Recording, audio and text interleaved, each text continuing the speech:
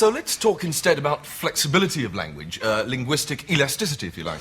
Yes, I think I said earlier that our language, English... As spoken by us. As we speak it, yes, certainly, defines it. We are defined by our language, if you will. Hello, we're talking about language. So Mr. Gandhi wrote condition ये थी जब बड़ा कांटों को मुरझाने का खौफ नहीं होता.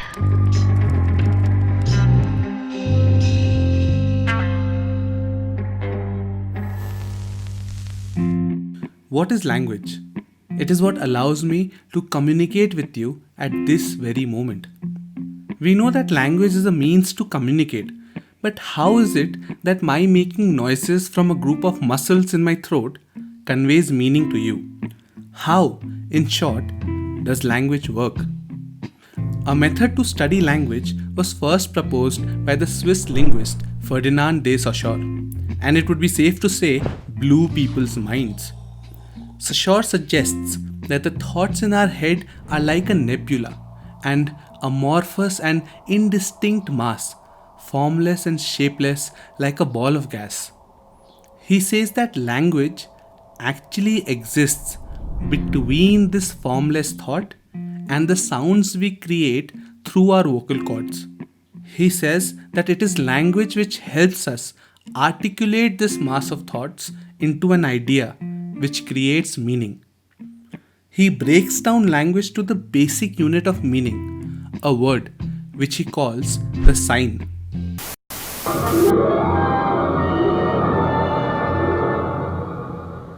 Now how many fingers?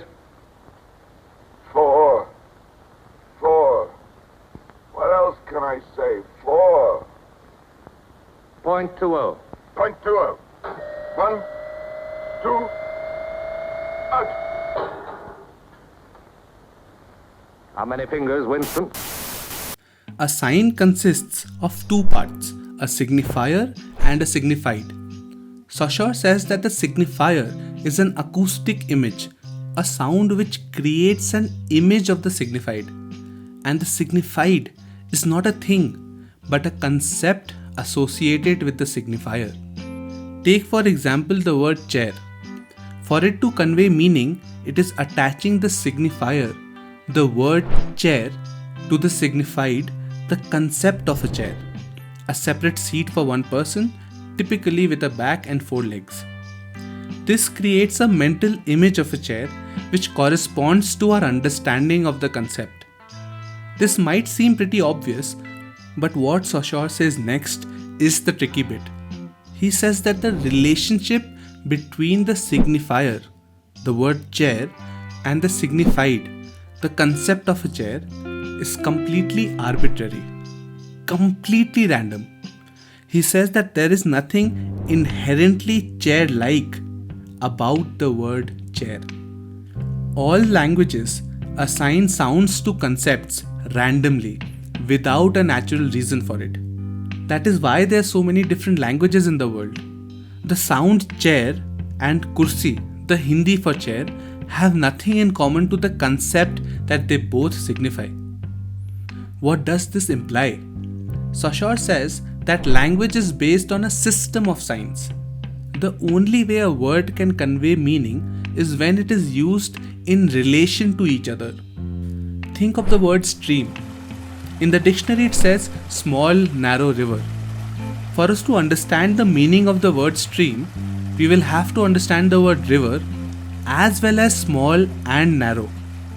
But what about the difference between a river and a rivulet, or a stream or a tributary? How much wider can a stream be before it becomes a river? Saussure says all of the above are arbitrary concepts which only exist in relation to each other and within the structure of language. Imagine you're playing a game of chess, but you're missing one piece. You replace that piece with a pebble or a flower.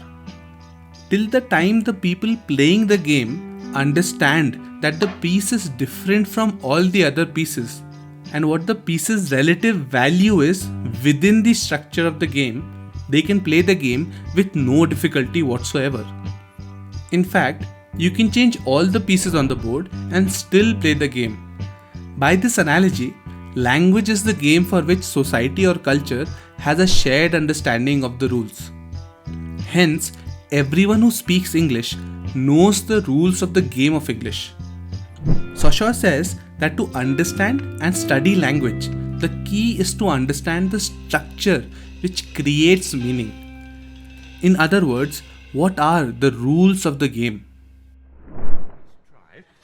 Here's a question.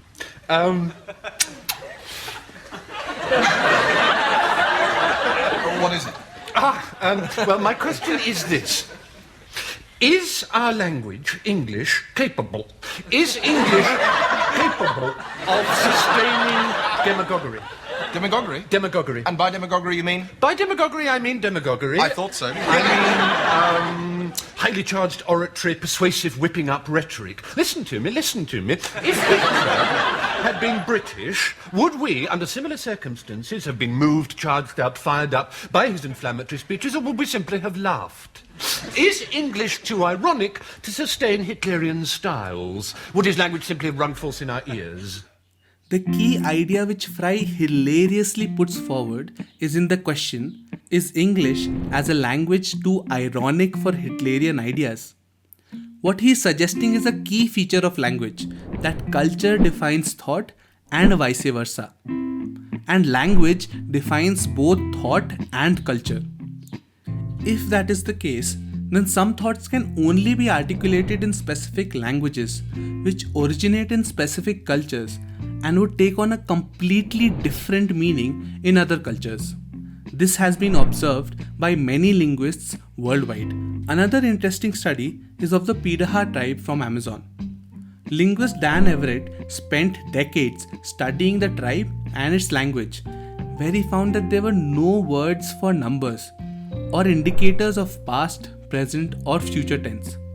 And I started to link these things to a single principle, which I call the immediacy of experience principle, which is not that they can't think about the past or they can't think about the future, but they prefer not to talk about things in the distant future and the distant past for which there is no evidence. So, for example, one day I said, so who created the world? This is a good missionary question. And they said, what do you mean? I said, there were no trees. Somebody made the trees. You were there when there were no trees? You've seen the jungle without trees? How old are you? And so it turns out they don't believe anything was ever created. They don't have a concept of God. There's no need for him in their system. And as a missionary, I was talking to them a lot about Jesus. So one day, a group of men came in and they said, hey, Dan, so Jesus, did he look more like us or did he look more like you? I said, well, some people said he looked more like me and other people said he looked more like you. Yeah, but you've seen him. So what does he look like? I said, well, actually, I've never seen him, but your father saw him. No, my dad never saw him either. Well, who saw him? I said, nobody. He's lived a long time ago. Well, if he lived a long time ago and nobody saw him, why are you telling us about him? And if this already wasn't fascinating or complicated enough, enter Rolla Barthes. I won't go into who he is, except that he's one of the most eminent linguists and semiologists of the past decade. There are links to text and videos about him in the description below. Barthes builds on Saussure's theory of language by saying that this approach of understanding meaning can be applied to all kinds of cultural phenomena. Films, advertisements, fashion, politics, all of them can be studied by understanding the structures which define them. In his work, Barthes talks about how different systems in modern times create myths by manipulating the use of signs. Take for instance the brand Nike. Nike was the Greek god of victory, but through the use of media, advertising campaigns, and visual and audio imagery, the meaning of the word for us has changed. Barthes says that in modern times, the media can be used to change, alter, or create meanings through changing the associated meanings of signs. Let's take an example.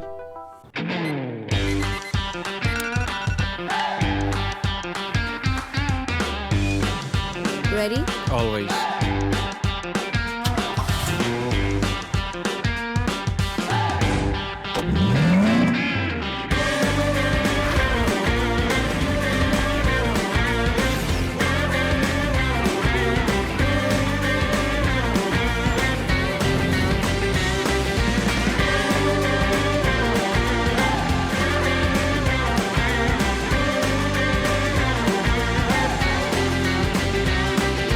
a venue connected to excitement.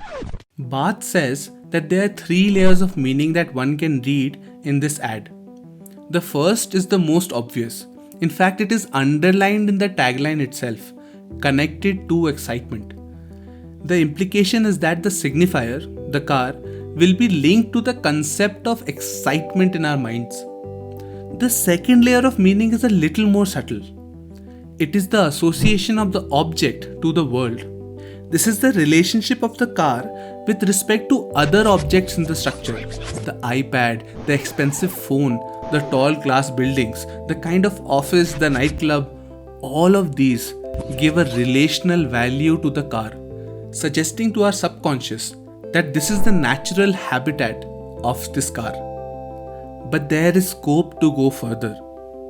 Barth says the third layer of meaning is the imagination of our world within the ad, which is a new kind of signifier.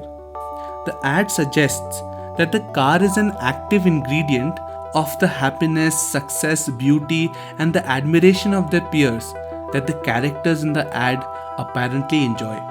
It tells you that if you can only attain this car, which is relatively easier to get since you can just buy it with money, you can attain the other aspects of this world, which one can't buy with money. These meanings are now everywhere, repeating again and again on TV and news and hoardings and on the internet. This is the modern myth. How many fingers? I'm trying to see 5. Which do you want? To persuade me that you see 5 or really to see them? Really to see them. .60. .60. 1, 2, 3, 4, 5. In his book 1984, George Orwell introduces a language called Newspeak. In Orwell's fictional totalitarian state, Newspeak was a language promoted by the government, which in Orwell's words was designed to diminish the range of thought. Newspeak removed or changed words, substituted one for the other, or created new words for political purposes. The idea is simple. If you can limit the use of certain words, you can limit the articulation of thought related to that concept. How's the Newspeak committee? Working overtime. Plus big wastage and adjectives. Plus big problem is timing the language to scientific advance. Yes. It's a beautiful thing, the destruction of words. You won't have seen the dictionary, 10th edition yet, Smith? It's that thick. The 11th edition will be that thick. Well, the revolution will be complete when the language is perfect. The secret is to move from translation to direct thought to automatic response. No need for self-discipline. Language coming from here, not from here. Excuse me for intruding. In the book, people celebrate the dictionary becoming thinner, giving the logic that fewer words will lead us to think more from the heart and less from the head. Think of what that implies. What if we did not have a word for protest or dissent? Would we be able to articulate our resistance to a certain ideology? What if there was no word for freedom, or was the concept of freedom in our minds is changed to that of slavery? Take the word anti-national. It has suddenly cropped up into popular usage in the last 6 to 7 years. Think back to 10 years ago. Did you encounter the word naturally in your day-to-day life? What is the image of the word in your head, and how did it end up there? Did you see it on a news channel, on a Facebook video, maybe on a WhatsApp forward? Is it in any way related to the rising sense of nationalism during the same period? Has the word influenced your perception of your world? Once you answer these questions, only one remains. Is your language, your culture, and by extension, your thoughts, your own?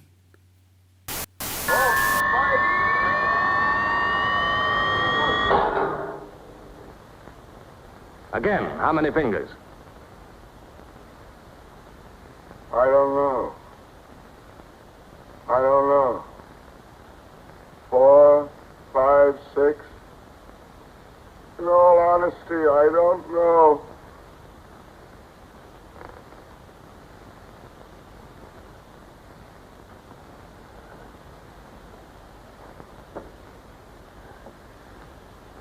Better.